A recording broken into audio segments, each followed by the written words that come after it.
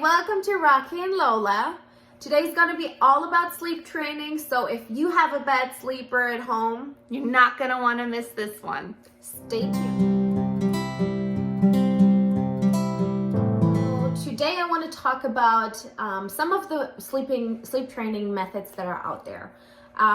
They kind of go from one extreme to the other extreme, and every parent needs to know what works for them, what works with their schedule, what works with their hearts. That was definitely for me a big point, because you can have that one extreme or the other extreme, right? And not every method might work for your kid, so and you might try multiple different ones to find exactly the right one. Exactly, yeah. So let's start on the extreme spectrum, on the crying out side, right? Which is probably one of the most common ones that you probably hear from your mother, grandmother. It was very common. Yeah, exactly. I mean, in fact, I was recommended to just let him I could just not do it. I was like, why? How? What are the reasons? You cannot just tell me to do it. I need to know why. Tear my heart out. What is it going to do? Every parent needs to choose what works for them. The cry it out method is definitely a quick one. And now let me explain real quick, because I think there's a little bit of a misperception about the cry it out method, the Ferber method, because they are very similar. So the cry it out method is actually where you put your baby to sleep, you put him into his crib while they are not sleeping yet, and you leave the room until the next morning, and you do not come in. You just leave the baby. Wait, that's not the Ferber method? No, that's not the Ferber method. That's the cry it out method. Oh, that's dramatic. I can't know. Yeah, so you don't go to check on your baby, which might look different depending on how old your baby is. Of course, True. If your baby is okay. still, needing a feed in the night because it's still little and it's still growing and you cannot keep that from your baby, then you can incorporate that, right? But like a 10-month-old maybe. Yeah, maybe. Or I think it's the 9 months. Okay. Is the phase where technically they don't need a night feed anymore. They can technically sleep through the night. Really? Without breastfeeding. Without eating. Yeah. I did it all wrong. Yeah, same here. I mean, my boy is 11 months, almost a year old, and he still wants the breast, unfortunately. And I know I have to work on this. This is gonna be the next topic probably, because I'm gonna have to look into the whole night weaning. But right now he still wants the breast, and it's very hard. So anywho, yeah. This is that's the cry it out method. So you leave them just during the night? You leave them, and when they cry, and you let them cry. Okay, so what's the pro of it? So the pro is that they will start to sleep through the night very quickly. Like a week? I mean, in some cases, it always depends. It's different with every child, but in some cases, it has taken parents literally 3 days. Yeah. Wow. So it is nice, and if you don't have time, and if you don't have patience, and if you just need your sleep, I can totally understand why people will do that. To me, it was always too radical. Like, I just, as a first time, me cry. and especially Not as a enough. first time parent, you're so weak, you're so, like, your baby cries and you just want to soothe it, right? And I think, depending on the stage, that it can have negative effects on the babies, like if they are too young, because I mean, there's it's people. It's known that they still need to feed, especially if they're breastfeeding. Yeah, exactly. That, and then I mean, it depends. So I think that there's actually pediatricians that recommend sleep training when babies are eight weeks old. So 2 Well, months. different kinds, not the cry it out. There's different kinds. well, Because I know people who've done it. Yeah, But I don't know what they did, but I don't know if it was the cry it out. Yeah, I mean, my pediatrician actually recommended to me to let him cry it out, you know, and I don't know. Mom had both of us sleeping by the time we were about 8 weeks. Yeah. Same with grandma. Yeah. And it might work, you know, and if you are the parent that can deal with that, go for it. It's going to be quick. You're going to be sleeping. You're going to be better off than us. It's super true. Yeah. All right. So what's the next one? So the next one is the Ferber method, which also includes the crying, but it's a little bit modified, where you still have check-ins, but put them to bed and they will probably be screaming, and you leave the room and you let them cry for, let's say, 2 minutes. And after 2 minutes, you go check on them. You try to calm them down again and have them, you know, try and go back to sleep. And then you leave the room again. And the next time you check in might be 3 minutes. So you increase the time that you stay out of the room. Okay. And that is supposed to be also very, very quick. But there's crying included. And again, I think that depending on the stage of the baby, it is a good method. It worked for Keenan. It worked for Keenan. Keenan did that, but yeah. I always gave in. Yeah. It worked when we did it. Yeah. Let's just say that.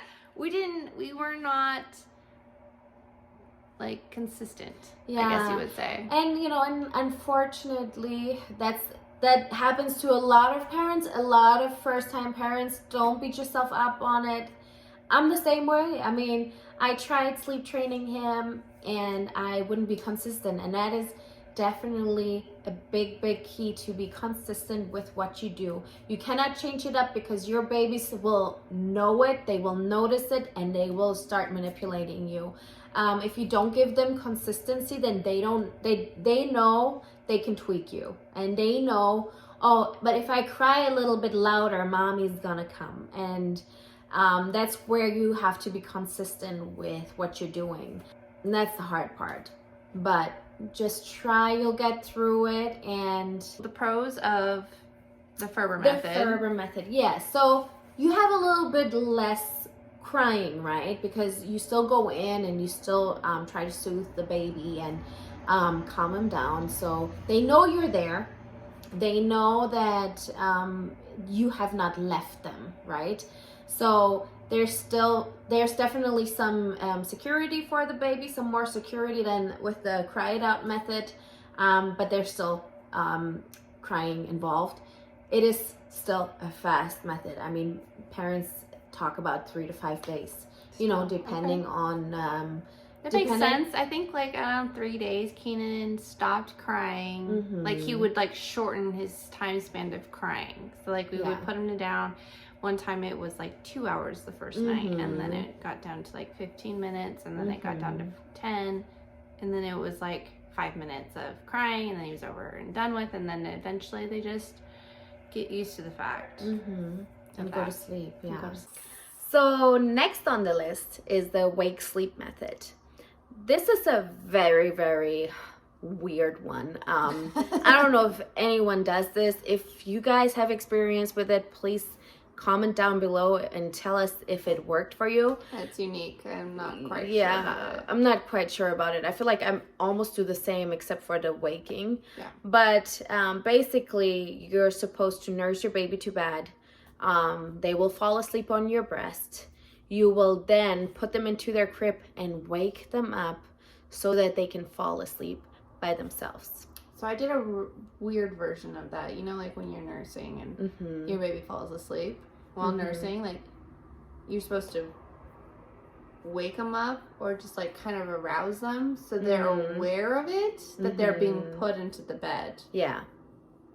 Exactly. Yeah, that's pretty much it. But it doesn't work all the time. Yeah, I think At it least with my depends. kids. Yeah, I think it all depends. There might be kids. Hey, if you have kids that, you know, this worked with, let us know, honestly. I mean, I would definitely be interested to hear that story. Depends on the temperament of your kid. Like, I think so, yeah. Your kids sometimes might, like mine were pissed off when you Oh woke them yeah. up. Yeah. No, and that would be mine. I mean, Mine is just like, I'm sleeping and you want to Mhm. wake me up right now? You're crazy. Yeah. So, Yeah. Okay. So Yeah. does that take as long as the chair method? I think that takes longer. And, you know, that is, again, with the mom just being there, waking them up. You're still there the entire time, right? Yeah. And then there is a no cry method, and by all means, that's probably what we've been doing. In my opinion, what we've been doing wrong, because we literally I put my boy to sleep into his crib when he was asleep, you know, after I nursed him and I rocked him to sleep. That's exactly what I did. Yeah, I mean. And I feel like it's kind of bit me in the butt a little bit. Yeah. So, like, my 5-year-old has literally been sleeping in our bed on and off since he was 2, I have to say. I think we were really, really good up until he was 2. And then that was awful. I don't know. He just wouldn't sleep in his own bed. But that was also probably toddler transitioning and stuff. That's a different subject. So. Yeah. But yeah, no, we had a really hard time. I'd always bring him in our bed when he woke up. I would just get annoyed and I was a zombie. So. Yeah, at some point you get to the point where all you need is sleep. And if you don't get that sleep, you are not standable for yourself or anybody else around you. And you kind of have to pick your battles. So, yeah, it's definitely, I can just recommend to all of the new parents, look into sleep training. It might be the easier solution, and, you know, try to build up your confidence about it, because I think that that's the biggest problem. The confidence that my baby's okay, we can do this, we can be consistent, and we'll get through this, you know, because that's definitely something that I struggled with, where I just did not want him to cry, and I wanted him to feel safe, and I wanted him to know mommy's there. And, you know, they say that the babies wake up the next day even if they cried. You know, you always have to keep in mind, I still distinctly remember from when I was little, when I would cry, I would get so tired that I would fall asleep so easily. And so I would remember falling asleep, but like be fine with it. Yeah, I had a really good calm. sleep. Yeah. Yeah. So it probably isn't hurting them to cry. It's just, it hurt me. It hurts us. Yeah. So we understand you, mamas. We completely understand. Yes. This is just, you know, almost 1 year into it, 5 years and 2 years into it. Our recommendation for your better sleep. Let us know how it's going. Yeah. If you have questions. And if you have tips, because we would need them too. Yes. Please let them out. Like, we feel like you're doing this all wrong. Yeah. I mean, I always say you can never stop learning, and we can always learn from each other. So, yeah. We hope that this was helpful for some of you. Yes. We hope that maybe we could get you into looking into sleep training, and good luck with it. Yes. Thank you for listening. Thank you. Bye. Bye.